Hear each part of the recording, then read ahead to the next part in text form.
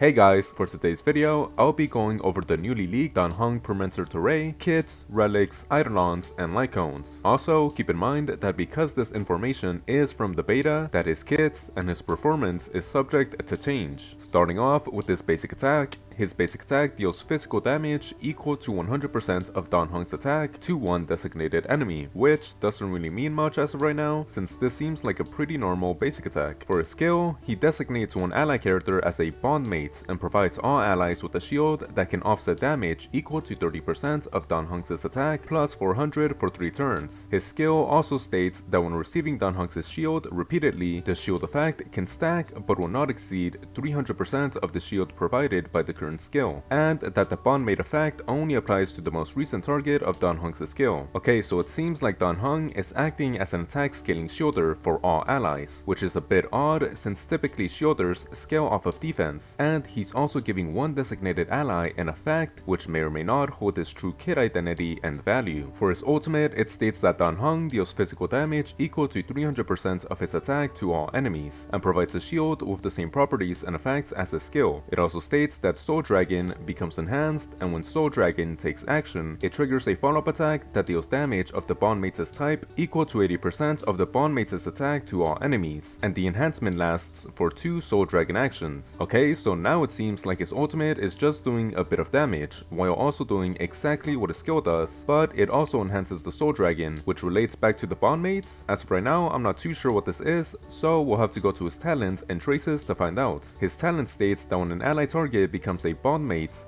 Heng summons Soul Dragon with an initial speed of 165, which is standard by the way, and it also states that when Soul Dragon takes action, it dispels 1 debuff from all allies and provides a shield just like his ultimate and skill, except the offset damage is halved by Heng's attack. It also states that Soul Dragon disappears when Heng or the bondmate is locked down, which is just typical summoning mechanics. Okay, so as of right now, it seems like Heng is just spamming a ton of shields with every move he has, which is pretty good considering that he might be the new free character, but as of right now, he seems a bit underwhelming from a creative standpoint, especially since some theory crafters thought that he was going to be the dot playstyles sustainer, which as of right now, it seems like Woho and Gallagher will still be good enough alternatives. Anyways, for his traces, his first trace states that when using his skill, increases the attack of the bondmate target by 15% of Heng's attack, which is decent and does contribute to the dot playstyle. His second trace states that when the battle begins, advances Heng's action by 40%, which is honestly pretty good since he is meant to be a sustainer, so allowing him to go first so that he can put up the shields without requiring a specific relic set or Lightcone is pretty nice. And for his last trace, it states that when bondmate uses an attack, Heng regenerates 5 energy and advances Soul Dragon's action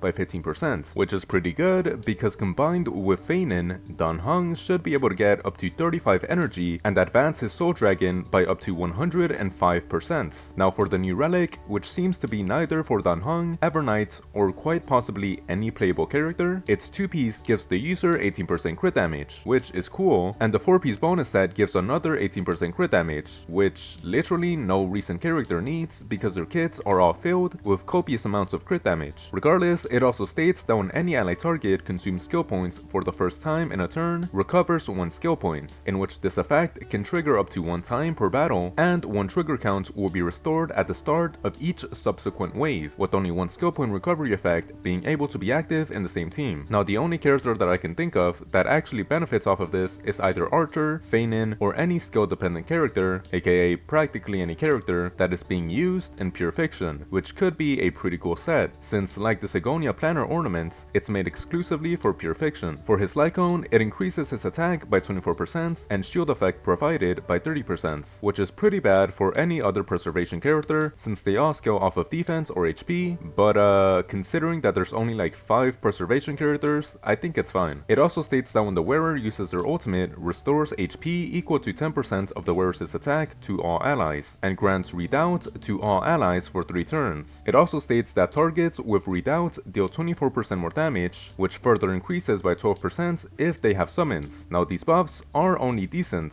since in comparison to the newest Battle Pass Preservation Lightcone at Super and Position 5, this Lightcone is providing Heng with 24% more attack, 6% more shield effect, healing, and 12% more damage dealt for allies with summons, which, if not for the attack percentage that can easily be gotten from other sources, bonuses, and the 12% additional damage bonus that only applies to the bond mates, or just characters with summons in general, this Lightcone is actually pretty mediocre. For his Eidolons, his E1 states that when Dan Heng uses his ultimate, recovers 1 skill point for the team and increases the bond mate's all-type breast pen by 15% for 3 turns, which is really good since the all-type breast pen is pretty decent, but the skill point he gains from using his ultimate makes him skill point neutral, if not skill point positive, considering that he gets around 35 energy when using him with Feinin, and he doesn't necessarily need to use a skill constantly. For his E2, it states that he additionally increases the number of ultimate enhancements by 2 times. It also states that after Dan Heng uses his ultimate, Soul Dragon's action advances by 100%, and when the enhanced Soul Dragon takes action, its damage multiplier increases by a value equal to 80% of the bond mate's attack, and additionally deals damage of the corresponding type equal to 80% of the bond mate's attack to the enemy units with the highest current HP. Okay, so this would actually be pretty insane since it more than doubles the damage of his Soul Dragon, but I'm pretty sure his Soul Dragon is already doing really mediocre damage, so this E2 isn't even that good. For his E4, it states that when the target chosen as bond mates deals damage, they ignore 12% of the enemy target's defense, which is only decent since Sunday's E1 allows the target to ignore up to 56% defense, but I guess if you have both E1 Sunday and E4 Dan Heng, this won't be too bad since you'll be getting accelerated returns. For his E6, it states that when there is a bond mate on the field, increases the damage received by all enemies by 20%, which is decent, and that when Dan Heng uses his ultimate, the bond mates will deal damage of their corresponding type to all enemies equal to 330% of the bond mate's attack, where this instance of damage dealt by the bond mates is considered as 1 attack. Okay, so maybe I'm missing something here, but this Eidolon is honestly pretty bad. The 20% damage taken is only decent and pretty bad for an E6, and then the additional attack is also really mediocre since it only has a 330% multiplier. Now maybe this multiplier stacked with the multipliers of his E2 plus the insane attack of a character like Feinin would result in tremendous amounts of damage, but it seems like those multipliers don't actually stack since the E2 multipliers increase the Soul Dragon's attack multipliers, while his E6 just does what his Soul Dragon does, but through his ultimates and with 90% additional multipliers, resulting in 30% more damage multipliers. So it seems like this Eidolon will just increase his ultimate damage so that it does 30% more damage than his Soul Dragon's follow-up attacks, which is nice since it does give him more DPS overall, but it's still pretty mediocre for an E6, unless I'm wrong and the Soul Dragon will already be doing a